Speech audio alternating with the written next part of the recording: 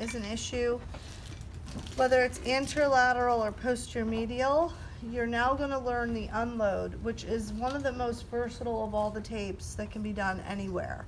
So once you have the basic concept of an unload, all you have to do is measure to the area you're treating, and then you can unload it, okay? So what specifically, though, that we want you to get used to doing is you have to identify where's the issue. So typically somewhere in the mid-belly of the tibialis anterior, you're going to find where they're exquisitely tender, and you're going to know that's the worst part. So you're going to have them help you kind of identify. And if that means them standing on it and being like, it's right here, and then you X marks the spot, okay, so that when they come up on the table, you haven't lost that spot. So then once we've got an X marks the spot, you're going to then need to outline the edges of how far the injury goes to which tissue, okay? How far at the edge of the tissue. So if we know we've got, here's the bone, here's our X marks the spot, we're gonna be like, does that still hurt here? Does that still hurt? And then they're like, okay, not there. And then that's where you know your first edge is. And then you're gonna go below, yeah, super tender, yeah, okay, right there, I don't really feel it as much. So there's my bottom edge, and then you'll do that laterally, and you'll create your edge. Okay, so on this side, we don't have to worry as much because we know they're tender on the bone, so your edge is beyond the bone. Okay, so that's how we know it's gonna be there, because we need to anchor out here, because this is the injury, the bone and the tissue. So you don't want to anchor right on the bone, because that's a traction injury and that's where it's coming off of.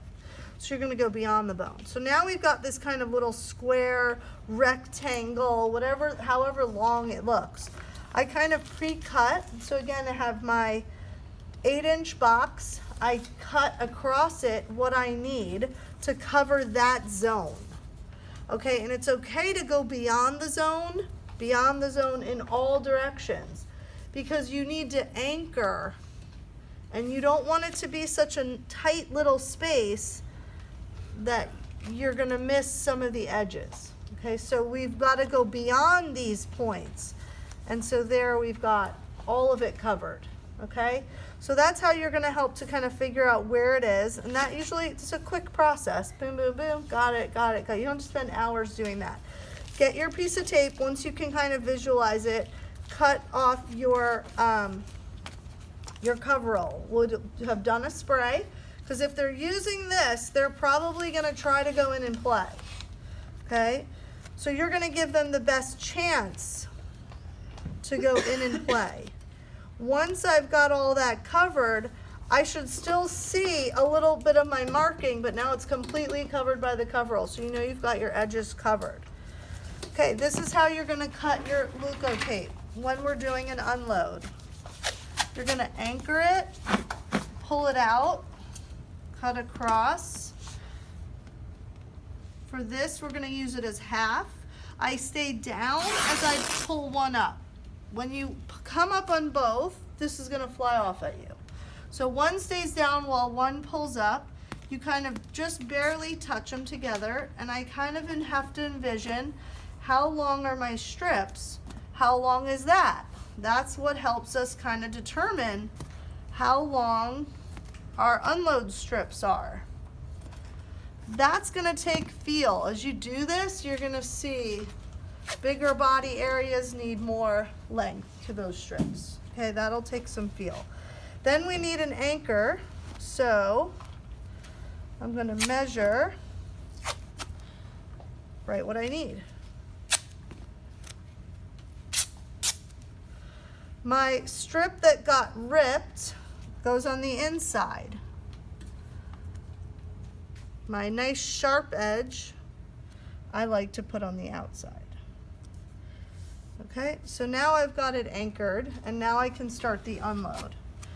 So what we need to do is we need to pull towards the bone. So I'm gonna anchor my thumb. Can you see me there? Mm-hmm. Okay. Anchor my thumb. You see how I kept my other strip here? This is for efficiency. I anchor, I'm going to approximate the tissue by giving it a little pinch. I'm going to pull, and and I'm going to lay it down to the other anchor.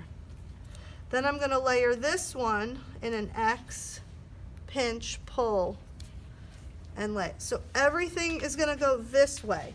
Now, in other areas that we unload, that's not going to happen. We're going to crisscross them.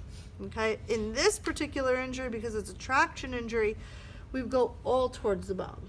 Okay? Now you're going to layer 50% to the next one and go in that direction. Then layer 50% to that direction here. So now you're seeing the crisscross, right? 50% pinch. You're also starting to see the unload happening, okay? This is one of the only times we allow wrinkles to happen. This is when a wrinkle is a good thing, because that means we've unloaded the tissue, and we're not going to let all of that tibialis anterior take the load. What we're doing is dispersing the forces. We're saying we're going to still use the anterior tib, but right through that injured area, we're saying we're not going to let it completely go through there. So I ran out. I need a few more. Probably that's enough. 50% to the one below.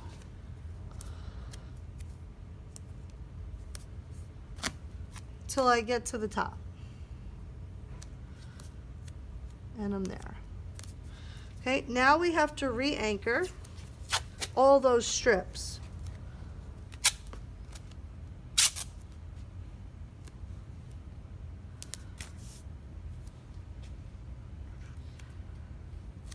My sharp edge right there.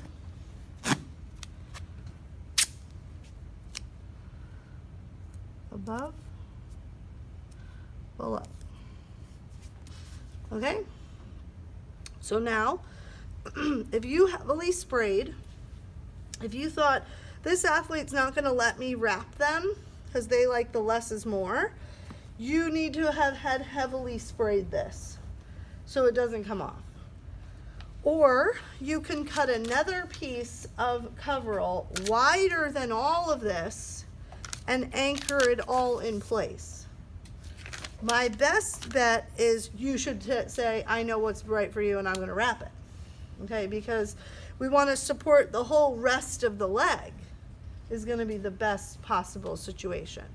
So we're going to then ask the athlete to stand up, go vertical, go up here,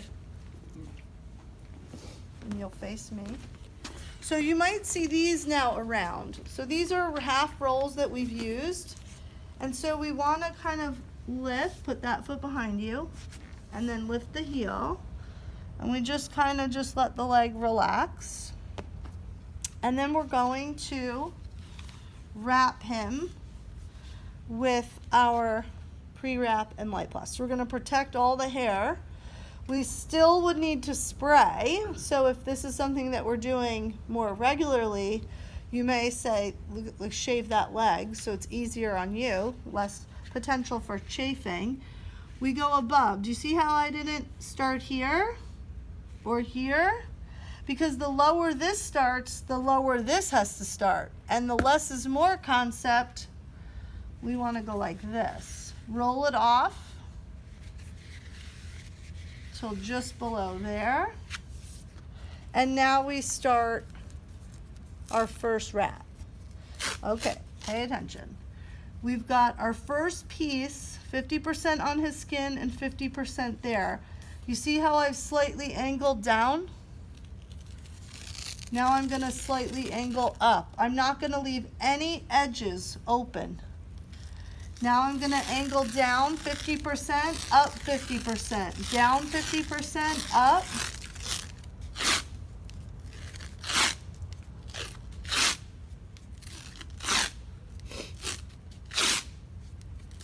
One more, capture the skin, finish laterally.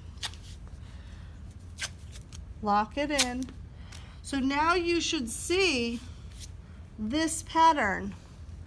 It's like an unload with light plast, okay? I could have done a spiral, but it just rolls better like that, okay? And you're constantly in support of the unload that's underneath there. Okay, so one more time. I start angled down. I come up and I grab the edge. Okay, what I don't do, what I'll see from somebody, is that. Okay, that's a flap we don't need. You started on the down angle then. So you started on the down part of this. This needs to be higher than this.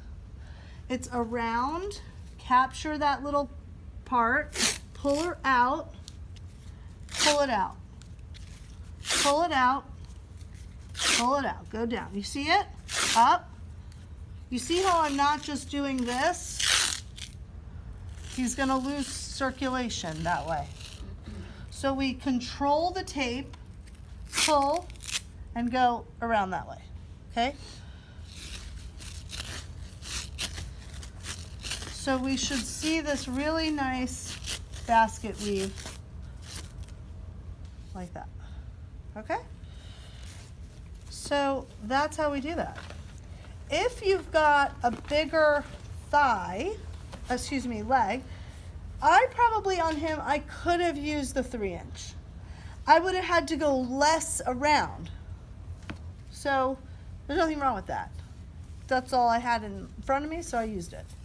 On a smaller leg, 2-inch. So for the guys who are bigger, I probably could choose a 3-inch. So think about who your partner is. We've got both up here, so for you to practice with.